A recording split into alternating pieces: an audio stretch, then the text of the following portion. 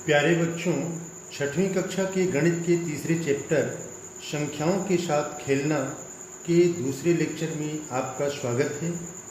इसके पहले वाले लेक्चर में हम लोगों ने देखा था कि गुणनखंड क्या होता है, गुणज क्या होता है।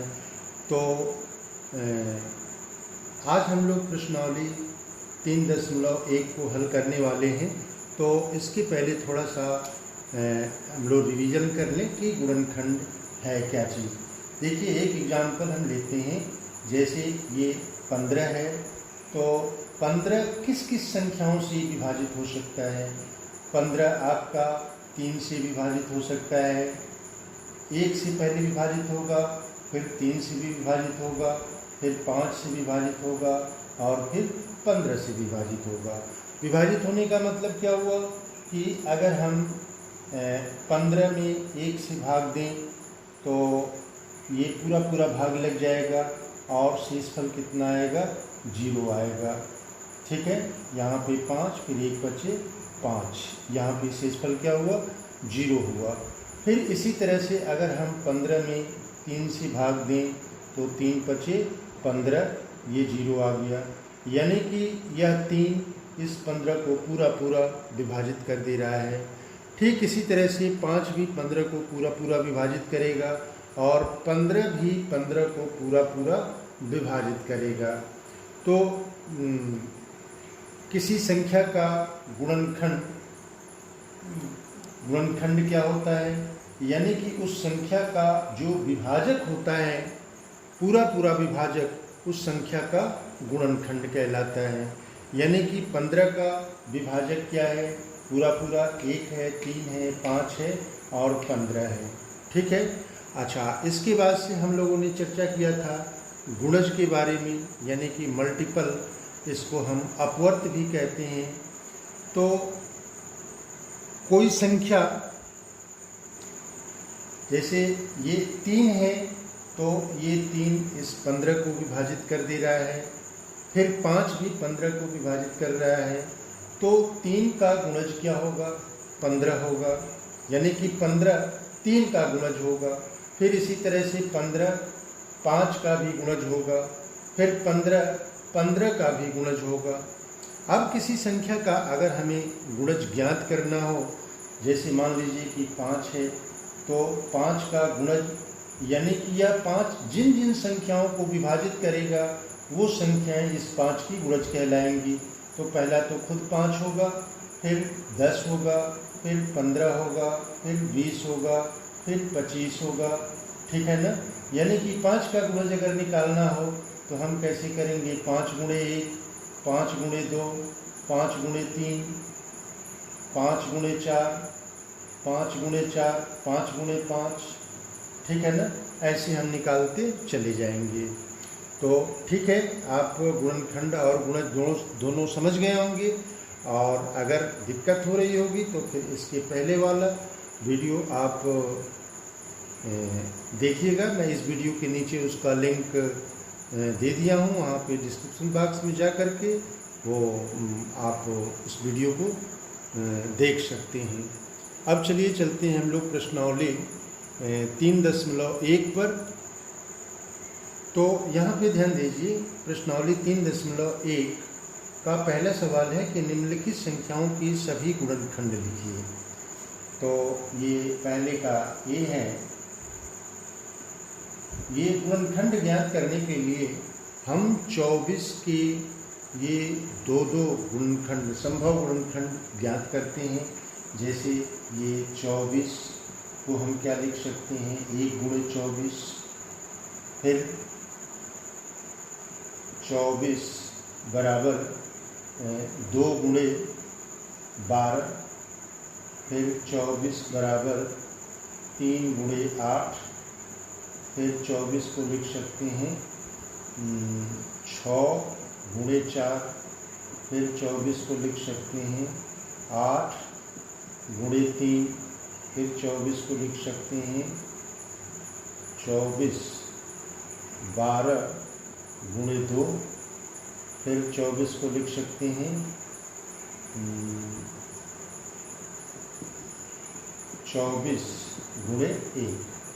अतः वांछित गुणनखंड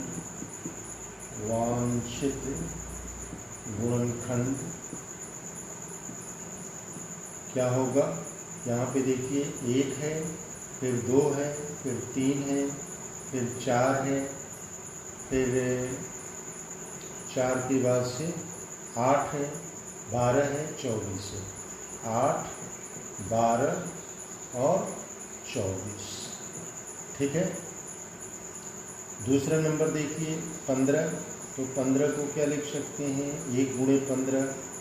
फिर 15 को क्या लिख सकते हैं? 3 गुणे 5। फिर 15 को लिख सकते हैं 5 गुणे 3। फिर 15 को क्या लिख सकते हैं? 15 गुणे 1। अतः वांछित गुणनखंड, अतः वांछित गुणनखंड क्या हो जाएगा? एक तो 1 होगा, फिर 3 होगा, फिर 5 होगा, फिर 15 होगा। अब इसी तरह से 21 का भी निकाल लीजिए। 21 का ये 2 संख्याओं की गुणनफल की संभव गुणनफल लिखिए, यानी कि 21 बराबर हो जाएगा पहले तो 1 गुणे 21, फिर 21 बराबर हो जाएगा 3 गुणे 7, फिर 21 बराबर 7 गुणे 3, फिर 21 बराबर कितना हो जाएगा? 21 गुणे 1। अतः वांछित गुणनखंड क्या हो जाएगा? एक तो 21 होगा, फिर 3 होगा, फिर 7 होगा, फिर 21 होगा। ये आपका आंसर हो जाएगा, ठीक है। अब इसी तरह से डी है, तो डी में दे रहा है 27। तो अब 27 को क्या लिख सकते हैं? 27 बराबर 1 गुणे 27, फिर 27 बराबर 3 गुणे 9, फिर 27 बराबर 9 गुणे 3,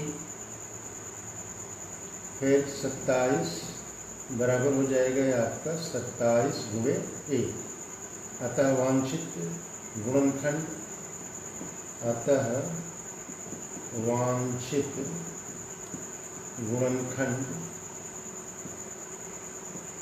गुणनखंड क्या क्या होगा? यहाँ पे 1 होगा, फिर 3 होगा, फिर 9 होगा, फिर 27 होगा। यहाँ पे देखिए अगर 2 बार रिपीट हो रहा है तो उसको हम नहीं लिखेंगे। अब इसके बाद से ई नंबर दे रहा है 27 के बाद है 12, तो 12 को क्या लिख सकते हैं? 1 गुणे 12, फिर 12 को क्या लिख सकते हैं? 2 गुणे 6, फिर 12 को क्या लिख सकते हैं? 3 गुणे 4, फिर 12 को क्या लिख सकते हैं? 4 गुणे 3, फिर 12 बराबर 6 गुणे 2, और फिर 12 बराबर हो जाएगा 12 गुणे 1। अब यहाँ पे वांछित गुणनखंड क्या हो जाएगा? अतः वांछित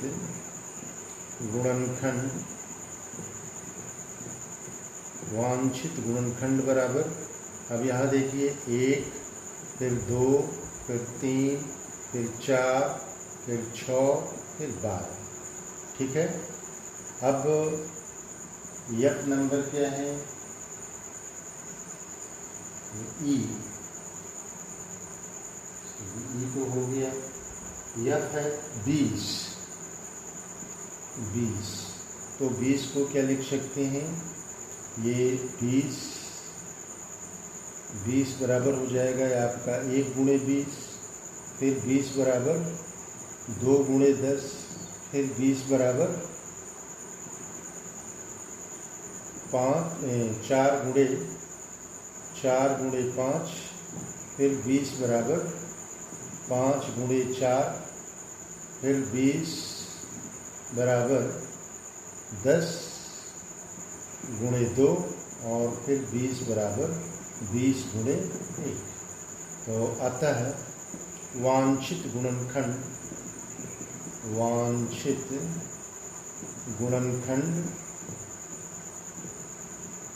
बराबर कितना हो जाएगा, 1 होगा, फिर 2 होगा, फिर 4 होगा, फिर 5 होगा, और 5 के बाद आपका 10 होगा, और फिर 20 होगा।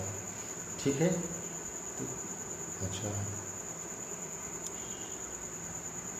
यहाँ पे देखिए 18 का करना है, तो 18 को 2 गुणनखंडों के रूप में कैसे लिखेंगे, 1 गुणे 18, फिर 18 बराबर क्या होगा, 2 गुणे 9, फिर 18 बराबर क्या होगा, 3 गुणे 6, फिर 18 बराबर क्या होगा, 6 गुणे 3, फिर 18 बराबर क्या होगा, 9 गुणे 2, फिर 18 बराबर क्या होगा, 18 गुणे 1। अतः वांछित गुणनखंड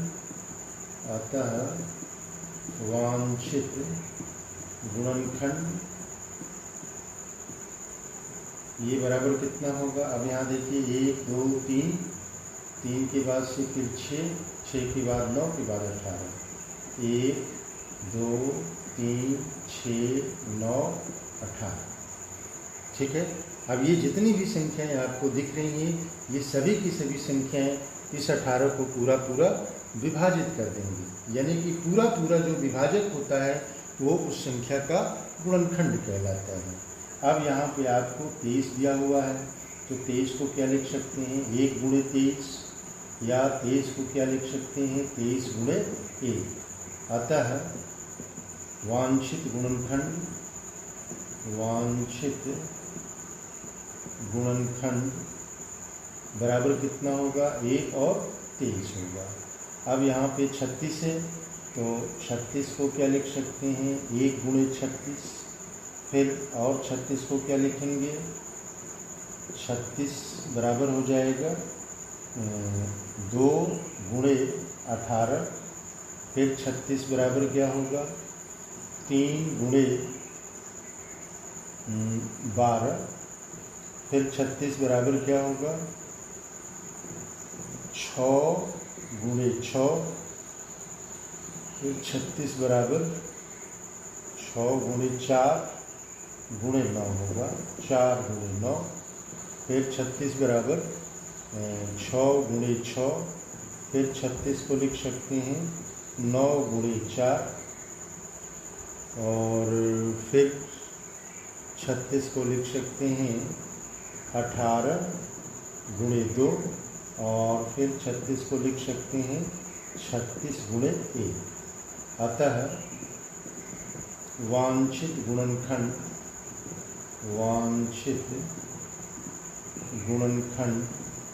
क्या हो जाएगा, पहले 1 होगा, फिर 2 होगा, फिर 3 होगा, 3 के बाद 4 आएगा, 4 के बाद 6, 6 के बाद 9, 9 के बाद 18, और फिर 36। ठीक है। तो ये कोई भी अगर संख्या होगी तो उसका गुणनखंड आप ऐसे 2 संभव संख्याओं के गुणनफल के रूप में लिख करके उसका गुणनखंड आप ज्ञात कर सकते हैं। दूसरा तरीका ये है कि अगर मान लीजिए 18 है, तो अब हम शुरू से 1 से शुरू करें और ये देखें कि किन किन संख्याओं से 18 पूरा विभाजित हो जा रहा है। तो जिन जिन संख्याओं से 18 पूरा विभाजित होगा, वे सभी की सभी संख्याएं 18 की गुणनखंड कहलाएंगी। ठीक है। अब अगले सवाल की तरफ चलते हैं। दूसरा नंबर सवाल ये कह रहा है कि निम्न संख्याओं के प्रथम 5 गुणज लिखिए।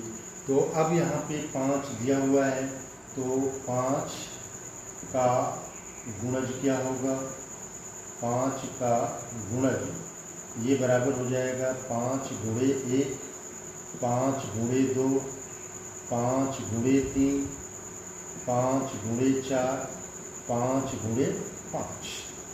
ठीक है। तो ये हो जाएगा 5, 10, 15, 20, 25। अब इसी तरह से बी नंबर दिया हुआ है कि 8, तो 8 का गुणज क्या हो जाएगा, 8 का गुणज बराबर होगा 8 गुणे 1, 8 गुणे 2, 8 गुणे 3, 8 गुणे 4, 8 गुणे 5, या ये होगा 8, 16, 24, 32, 40। ठीक है।